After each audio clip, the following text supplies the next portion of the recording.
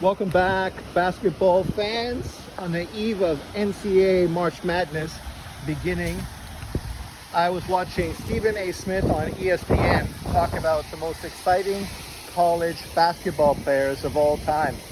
And interestingly enough, I don't really identify with Stephen A., but we are almost the same age. So it was interesting to see the players he did pick, and I was curious what kind of list he was going to come out with. And it's not as if it's a bad list. It's solid, even though it may be a little point guard heavy. But if you haven't seen the list, obviously it's my picture for this video. But if you haven't seen it, you can go check out that video on ESPN as well. Stephen A. Smith's top 5 all-time exciting college basketball players. I will just go through the list and break it down to the best of my ability and try to remember everyone that he did list. So I think at number 5 he had Allen Iverson, who obviously was a great Big East player. And it's interesting, you could definitely see the generation Stephen A. Smith grew up through, the same as me, when the Big East was the dominant division in college basketball, with teams like Georgetown, Syracuse, St. John's, Villanova, that were just dominant teams, consistently winning the NCAA tournament and, you know, getting tons of TV time during that period of time as well. I remember as a junior high school kid going to my dad's house and watching games. So I totally identify with who he's talking about. That Allen Iverson to Georgetown was a phenomenal player, obviously one of the most exciting guards in college basketball and in the NBA. For a guy as small and diminutive as Iverson, but with those long arms and big hands, he had such control of the ball. And because of his explosiveness and athleticism, he was so quick to the hoop, but also had the ability to finish in a big way, making him a very exciting player to watch. Obviously, he was around in a different era where players didn't necessarily spend that much time in college. And because of that, you end up losing some of the possibility of really him making that big of an impact in college basketball. But I can see why he has him on his top 5. He's definitely one of the most exciting players I've watched in college basketball. At number 4, I will skip through. I can't remember the numbers off the top of my head, so excuse me. I'm just walking, obviously, at my lunchtime, so I will just try to think about exactly who else is on the list. I think he had Michael Jordan at number 3. Obviously, based on what we saw in the NBA, it's easy to put Michael Jordan as one of the most exciting players in college basketball. But to be fair and honest, when Michael Jordan played college basketball, he was not one of the most exciting players during his era. There were a ton of far more exciting players on other teams throughout the NCAA that obviously people were far more drawn to. His accolade is that he played for the Tar Heels, which was a dominant team, ended up winning a NCAA tournament his first year, and then him and Sam Perkins tried to obviously equal that in the next 2 years of their careers, and were never quite able to duplicate that, but ended up having a fantastic career. Jordan went on to become one of the best players, if not the best player in NBA history, and definitely one of the most exciting players. So I can understand why he's on the list, but at the same time, I think a lot of the reason why he is being put on this list is not so much to do with what he did in college, but to do with what he did in the NBA. Tell me if you think I'm incorrect, if you remember actually watching Jordan when he played in college basketball. The one player I thought should have been on the list, and I will bring this player up now because he obviously has a connection to Jordan, being an ACC player as well, and that was Len Bias. Len Bias was a far more exciting player in college basketball during that period of time. His games with Jordan, the back and forth dunk contests between the two of them were unbelievable. Len Bias, though, obviously being the top player on his team in Maryland, had far more highlights, and a lot of his stuff didn't just come on dunks, but a lot of it was on the defensive end as well, where he was a very explosive athlete, very Dominic Wilkins-esque. Another exciting player in Georgia who most people didn't really identify or pay attention to until he got drafted to Atlanta and obviously made a huge impact in the NBA. But Len Bias, this was a guy who got drafted third by Boston Celtics.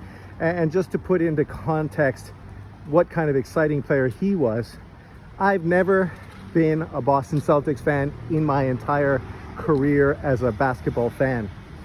But when Len Bias got drafted number 3, all of a sudden Boston catapulted to one of my most exciting and favorite teams in the NBA. And it was obviously very disappointed that he ended up dying and never playing for the Celtics. If you haven't seen that documentary, what is it, 30 on 30, 20 on 20, 40 on 40, you should check it out, especially if you're not that familiar with Len Bias and the unfortunate situation that he went through. But what an exciting player he was. The big giant dunks he threw down on people's heads, the great blocks, the rebounds. That dude's head was at the rim all the time. And his back and forth competitions with Jordan were unbelievable. And he was on a team that obviously wasn't considered one of the top teams in college basketball, unlike Jordan. So the fact that he was getting so much accolade, it's because of him and what he brought to it. Whereas Jordan had a super team with Brad Daugherty, obviously Sam Perkins, and Michael Jordan, 3 guys that were NBA All-Stars.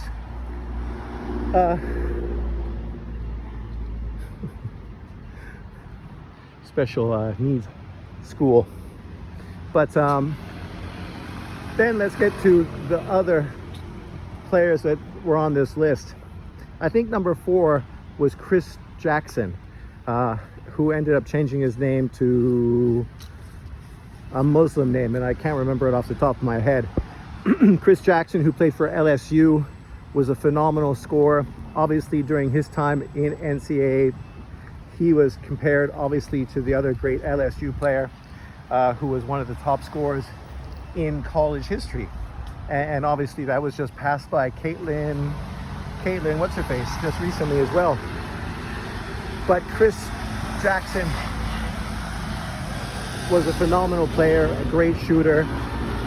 Obviously not a very tall player, but still very explosive and very entertaining, averaging 20-something points a game in college basketball and playing with 2 huge NBA centers at that time in Stanley Robertson and Shaquille O'Neal. And obviously we know what kind of impact Shaquille O'Neal had in the NBA. And this guy was the star of that team. So it really puts into context what kind of player he was. He was a great player. And we know college basketball is guard driven. So it's no surprise really that Stephen A. Smith's top 5 is really guard heavy. Then of course he had Anderson. Why can't I think of his first name? Not Nick Anderson. Georgia Tech. What's his name? Oh my God.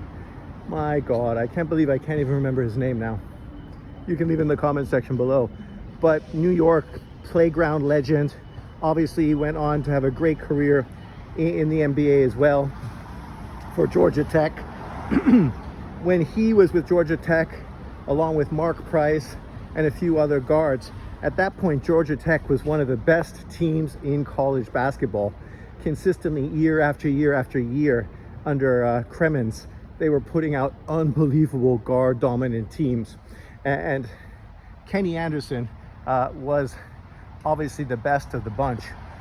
What a handle. He was able to get anywhere on the floor he wanted, and had a bit of an awkward jump shot, but nonetheless was super effective. Ended up becoming a great NBA player. And a guy like him, who had so much hype coming out of New York, joining Cremins, who I think is also a New Yorker, and brought a lot of New York-based players down south to Georgia Tech, which ended up doing very well. Kenny Anderson was definitely the crown jewel of that recruitment program. The number 1 player he had on his list was Pearl Washington. And as I said, I grew up in this era of watching ACC basketball and obviously Big East. And those were the two dominant divisions in college basketball at that time. And ACC, well, obviously having a lot of great players and getting a lot of attention, sort of played second fiddle to the Big East. And maybe that's just because I lived in Canada and most of the games that I saw were obviously Big East teams. So I got to see, you know, Ron Seikaly, Chris Mullin, Walter Berry, obviously Pearl Washington, and the rest of that group who ended up becoming dominant players in the NBA and having great careers in college basketball as well. So having him number one on the list is not a surprise. He was a very exciting player, not the most athletic or most dominant player, but a player that people really gravitated to, mostly because in college basketball, the number one thing you want to do is win. And that's what he was. He was a winner. And obviously when he was there, Syracuse was one of the best teams in college basketball. His combination with Ron Seikaly, the Iranian big man who ended up playing for Miami and having a great career, was fantastic. And Pearl Washington led his team exactly where Syracuse fans were hoping. I was never a big Pearl Washington fan. So while I understand that Stephen A. Smith was a huge fan of his, I, on the other hand, was never really a big fan of his game. Maybe I should have been, since I'm a short guard, and it probably would have translated more to the way I played. But at the same time, I enjoyed players that were a lot more dynamic and a lot more exciting. And some of the criticism to Stephen A. Smith's list is the fact that the number one guy, the most exciting college player of all time, is a guy that really you wouldn't really consider that athletic, that explosive, or that entertaining, even though he was a winner.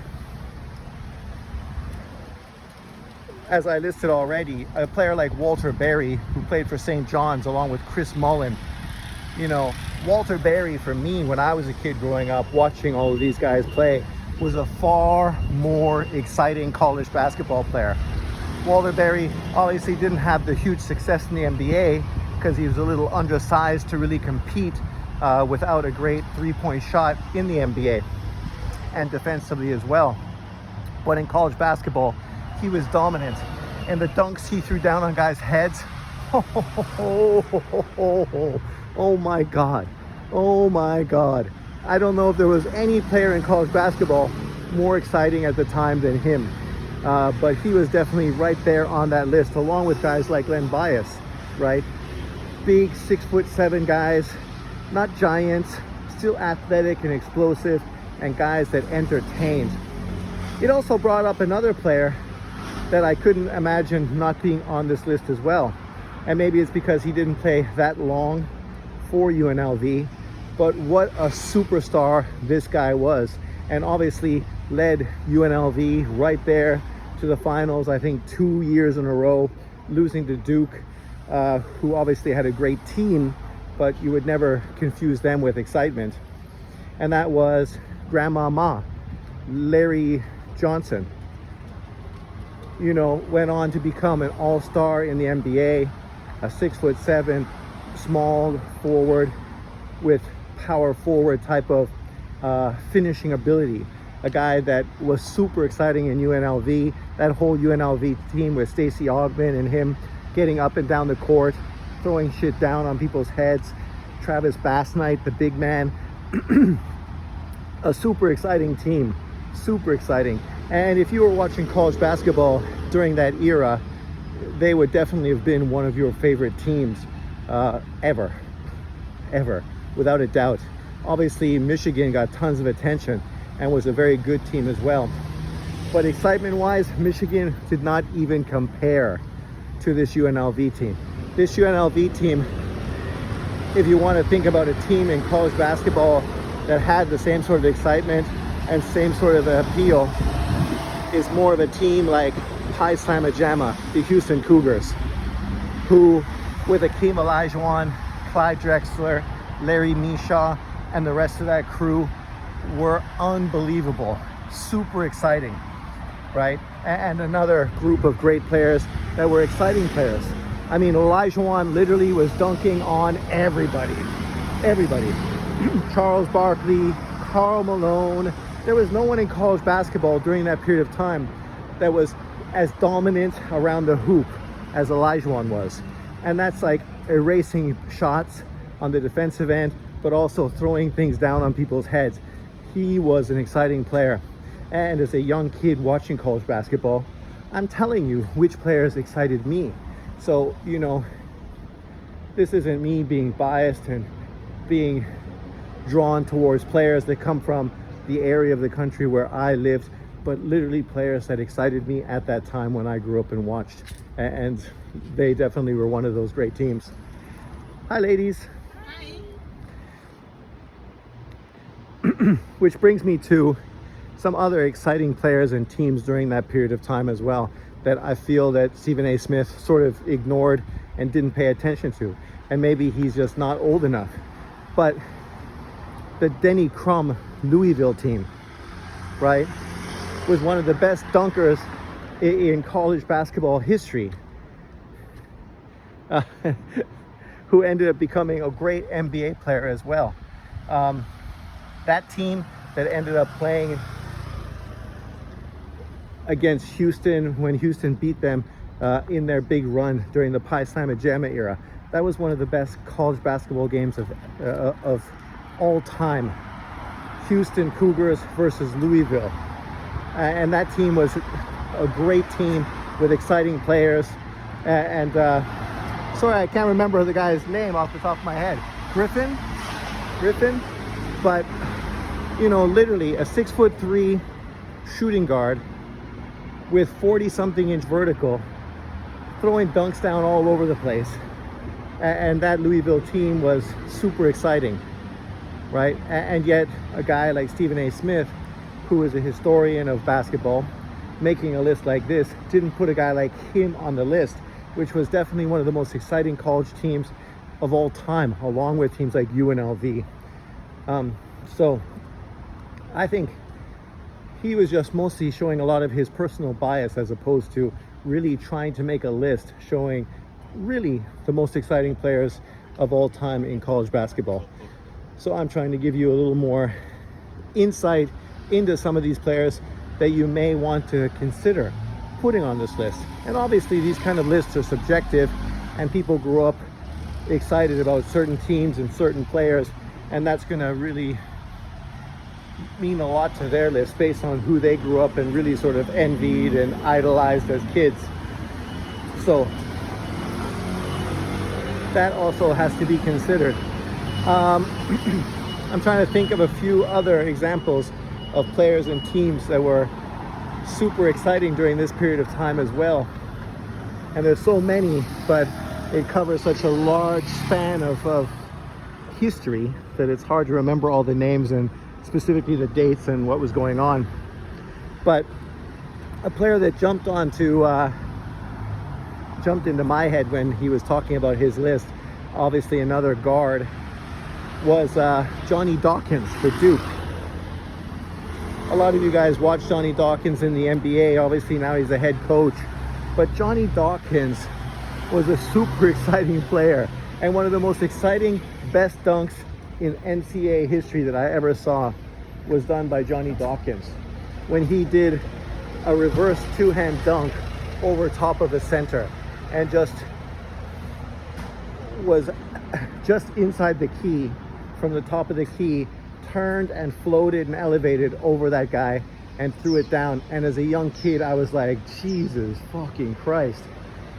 Oh my God. Like, what hops this dude had.